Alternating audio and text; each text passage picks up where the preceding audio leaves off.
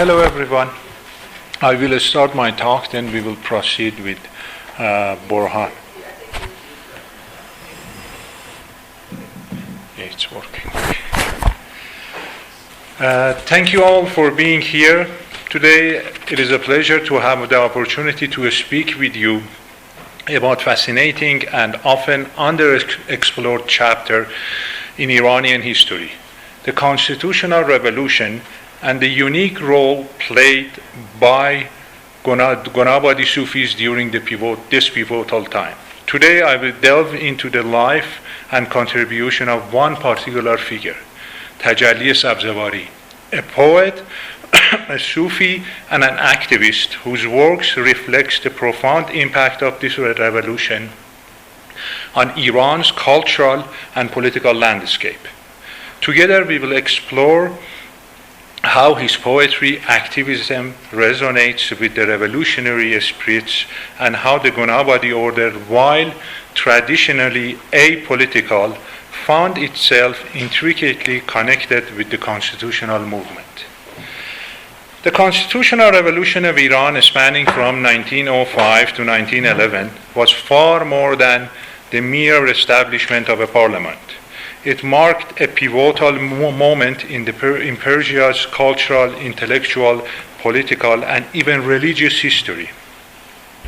The revolution introduced modernist ideas, European philosophy, and political theories to Iranians, and initiated a broad-based movement that included diverse segments of society and religious group. Among the key religious players in this revolution were three high-ranking Shiite clerics known as Maraji Salas, or the three authorities, Muhammad Kazem Khorasani, also known as Akhund Khorasani, Mirza Hussein Khalili Tehrani, and Mullah Abdullah Langerudi Gilani Mazandarani. Alongside them were other notable Shiite clerics like Naini, Tabatabai, and Behbahani. However, the role of various religious groups, particularly the Gunabadi Sufis, has often been overlooked by scholars. While Shiite clerics were undoubtedly influential, many Sufis were also active participants in the constitutional revolution. For example, Naqshbandi Sufis were involved. Also, I haven't conducted in-depth research on them. Zahir-ud-Dawleh, the leader of Safi Ali Shahi branch of Ne'matullahi Sufism, was a prominent constitutionalist. He was the son-in-law of Nasruddin Shah Qajar, alongside his wife. Professor Lloyd Regan has provided a valuable research on Zahir-ud-Dawleh. It is also said that Zoria Satain, likely before he became the leader of Munawwar Ali Shahi branch of the Ne'matullahi Sufi order, supported the constitutional movement. Unfortunately, there is a lack of independent research specifically on the role of Sufis in the constitutional revolution. Within the Ne'matullahi order, there are several branches such as the Kawsar Ali Shahi order, which appears to have had no involvement in the constitutional movement. The Gunabadi Sufi order, one of the most populous branches of the Ne'matullahis in Iran today, is another story. The role of the Gunabadi Sufis in the constitutional revolution has been the subject of much debate, with limited research available. Unfortunately, most of this research is either biased or based on unreliable sources, such as Modarresi Chardehi, which reflect the weakness of research or the researcher's inability to access credible information. The Gunabadi Sufi order is traditionally known as an apolitical Sufi order, with its leader typically avoiding direct involvement in political matters, although there have been rare exceptions. These were often seen as unavoidable. For instance, Sultan Ali Shah in his Vilayat Nameh discussed governance in general terms, and the contemporary master who passed away in 2019 held some political views, but clearly stated that the order, as a religious school, should not engage in politics. As representative of the order, these masters refrained from political involvement. This was also the case during the constitutional revolution. As Sultan Hussein Tabandeh recounts in his Nabighe Ilm o Irfan, when Sultan Ali Shah the master after whom the Gunabadi order is named, was asked about the constitutional revolution, he responded, "I am a farmer, a peasant, and a dervish. I'm familiar with constitutionalism or tyranny. We do not involve ourselves in this matter. However, we follow the laws of the country, whether it is the constitution or the tyrant." This response reflects the master's effort to remain aloof from politics, yet it subtly hints at Sultan Ali Shah's recognition of the king as a tyrant when he uses the term mustabid to refer to the king. Despite this, some adversaries of the Gunabadi order have tried to portray them as indifferent, apathetic toward the social and political issues. However, this is not the case. Throughout the history of the order, many Gunabadi Sufis have actively participated in social and political matters. During the Constitutional Revolution, for example, there were active Gunabadi constitutionalists, such as Naib Sadr Shirazi, on whom I have written a paper, also presented a paper on Gunabadis in Constitutional Revolution in St. Andrew Conference, Symposia Iranica in 2019. It is important to recognize that while the Gunabadi Sufi order as a whole and its master in particular may have avoided direct involvement in constitutional movement, many of their devoted followers were active constitutionalists. Prominent Gunabadi Sufis were deeply involved in the constitutional movement. Sayyid Abu Talib Simnani, the Gunabadi Shaykh, along with his disciples, founded the Committee of Constitutional Movement in Semnan. Mirza Muhammad Masum Shirazi, another Gunabadi, was among the first of the constitutionalists and became the head of Anjuman Mashrute Shiraz. During the 1908 bombardment of the Majlis, he was sentenced to death but managed to escape the execution. Raf'at Semnani, a Gunabadi Sufi and a poet, collaborated with Mirzadeh Ishqi in writing constitutional poetry. These are just a few of the many Gunabadi figures active in the constitutional revolution. This talk will focus on the life of Tajalli Sabziwari. Tajalli Sabziwari was not only a poet and a wayfarer in the path of Sufism, but also a social and political activist. He used his poetic talents to express his social and political concern, striving from the moral growth and social awareness of society. After the bombardment of Iranian parliament, he was arrested, severely beaten, and exiled to Mashhad, where he continued his activism by publishing his poems in a national constitutionalist newspaper. His role in the constitutional revolution is undeniable, and this talk aims to shed light on his life and beliefs.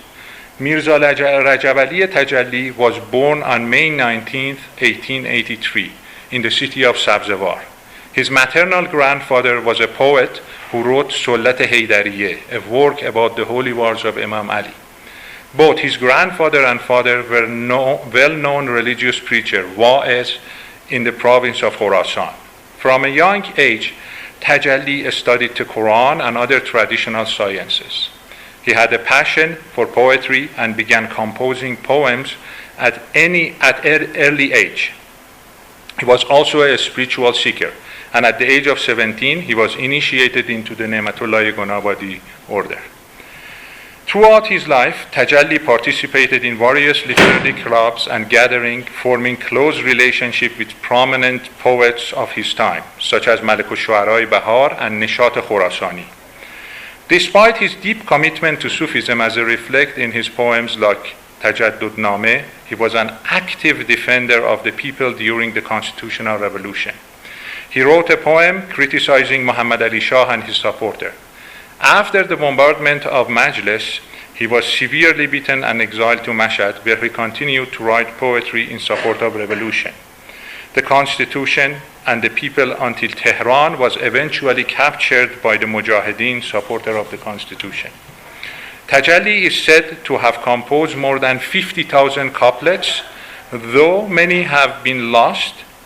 His surviving works, such as Zamm al-Istibdad, Incrimination of Tyranny, Inqilab Mashrute Khorasan, the Constitutional Revolution of Khorasan, Kankashname, the Letter of Consultation, Tajaddud Name, the Letter of Modernity, Niyaz Tajalli, the desire of Tajalli, Talib Name, the letter of Talib referring to Abu Talib being executed in Saudi, and Shadbash Tajalli, the celebration of Tajalli, Armaghan Tajalli, the gift of Tajalli, and Shu'lay Dil, the flame of heart, offer a window into his rich poetic legacy. From their title, one can see that they were either mystical or in support of constitution. Most of his poems are written in Masnavi, a form of rhyming couplet, but he also composed ghazal, rubaiyat, and other forms of poetry. Sadly, despite his vast body of work, Tajalli remained relatively unknown during his lifetime, due in part to his humble personality and his involvement in the constitutional movement in Mashhad, where the revolution did not have as strong a foothold as in Tehran, Tabriz, and Isfahan. After the establishment of the constitution, he worked in Department of Finance until his retirement at the age of 63. He spent the remainder of his life in a village near the city of Chenaran and passed away at the age of 68. He was buried in the shrine of the 8th Shiite Imam in Mashhad. To better understand Tajalli's belief, we can look at his writing. When the Qajar monarch, Muhammad Ali Shah, with the aid of the Russian, bombarded the Iranian parliament on June 23, 1908, Mirza Rajab Ali Tajalli Sabziwari was a young man. Although he was a committed Sufi, his anti-tyranny and liberal spirit led him to write a poem against Muhammad Ali Shah's action and those of the royal court, which were later compiled as Zamm al-Istibdad, incrimination of tyranny, published in 1908. Following this, he was imprisoned and assaulted, along with other freedom fighters, but was eventually released and exiled to Mashhad, where he joined the Constitutionalists. Another significant work by Tajalli is the history of constitutional revolution in Khorasan. While cities like Tabriz, Tehran, Rasht, and Isfahan played a crucial role in the revolution, Khorasan, particularly due to the opposition of influential ulama like Sayyid Ali Sistani and Sheikh Mahdi Waiz Khorasani, faced significant barriers. Tajalli's book is a valuable primary source on the constitutional movement in Khorasan, as he was an active participant and eyewitness to many key events, such as the reading of Akhund Khorasani's telegraph by his son in support of the constitutional revolution. Kankashname, another Tajalli's work, consists of 8,000 verses in epic poetry style of Shahnameh, narrating events from Nasiruddin Shah Qajar's first journey to Europe in 1873 to the opening of the Second Iranian Majlis in 1909. This compendium highlights Tajalli's loyalty to both religious and constitutional principles. He praises constitutionalism in Britain and argues that the pursuit of justice, which is central to all religions, aligned with the principle of legalism and constitutionalism. Tajalli also lauds figures like Mirza Malkam Khan and Sayyid Jamaluddin Asadabadi and praises constitutional newspapers like Hablul Matin and Qanun for their contribution to the advancement of constitutionalism. Another interesting book by Tajalli is Tajaddud Name. In this work, he addresses the introduction of modernism and European culture to Iranian society, which captivated many Iranians. While Tajalli heavily criticized this trend, he did not outright reject it. The compendium was first published in 1928. The book begins with praise of God and his blessing and followed by praise for Prophet of Islam and Shiite Imam. Tajalli believed that the roots of patriotism and enlightenment lays in a person's religiosity. He then criticized Farangi Ma'ab, those who sought to replace the rich culture of Iranian society with European culture, arguing that they were opposed to religion and had not achieved true enlightenment. However, after making these points in poetic form, Tajalli reaffirmed his commitment to legalism, freedom, and constitution. He concludes by praising the Ne'matullahi Gunabadi master as a spiritual guide. Tajalli believed that Iranian society and culture were distinct from those of Europe and therefore could not be Europeanized. He states that the true modernity, tajaddud, lies in beliefs that led to humanity, justice, and eradication of tyranny. He discussed the importance of modern schools and the establishment of judiciary system and the formation of ministries and the role of art in different societies. However, he emphasized that Iranians should not lose their confidence as they have a strong religious and cultural background. Another compendium of his poetry is Niyaz Tajalli, an interpretation of the prayers of Abu Hamza Somali, a disciple of the 4th and 5th Shiite Imam and a trustworthy transmitter of Shiite Hadith. This work demonstrates Tajalli's steadfastness in Shiite Sufi beliefs and reflects his vast and deep knowledge of Sufi terminology and mystical philosophy, as Sultan Hussein Tabandeh notes in the introduction to this compendium. Quote, "He did not limit himself to pure translation, while he preserved the meaning of Abu Hamza's prayer in his heart, and he first had his own spiritual insight and then expressed these spiritual inspiration in the form of Persian poetry, sharing them with others. Reading these verses shows that the composer was filled with a spiritual longing and emotion, and his heart burning in desire for God." End quote.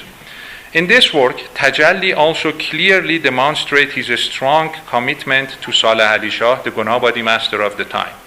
He states that he sought himma, meaning the creative or concentrated spiritual power of the heart, from his master before beginning this poetic translation of the prayer.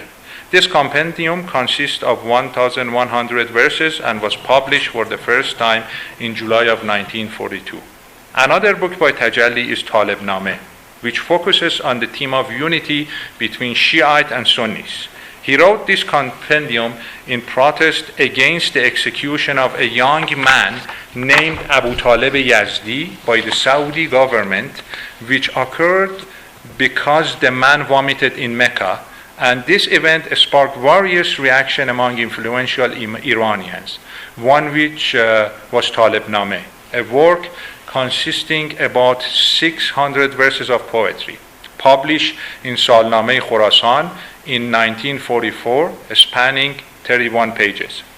This text is significant for its presentation of Shiite Sufi beliefs with a modernist inclination. In it, Tajalli condemns the rigid fanaticism of the Saudis toward Abu Talib and emphasizes the importance of Islamic ethics. He clearly argues that fanaticism and dogmatism within different schools are the major reason for the decline of Muslims from their former glory. Tajalli states that Shiites who harbor enmity towards Sunnis are not the follower of Ali, just as Sunnis who oppose Shiite are not the true follower of Omar. He laments that both groups follow the same prophet and the same book, yet remain divided. In conclusion, Tajalli prays again the master of the time. Due to the time constraint, I cannot delve into all Tajalli's work in detail. Shadbash Tajalli is a collection of 700 verses celebrating the marriage of Prince Muhammad Reza Shah Pahlavi. During that time he was Prince Muhammad Reza Shah Pahlavi and Prince Fawzieh. Armaghan Tajalli offer advice to the governance of Iran, emphasizing patriotism, religiosity, and ethics.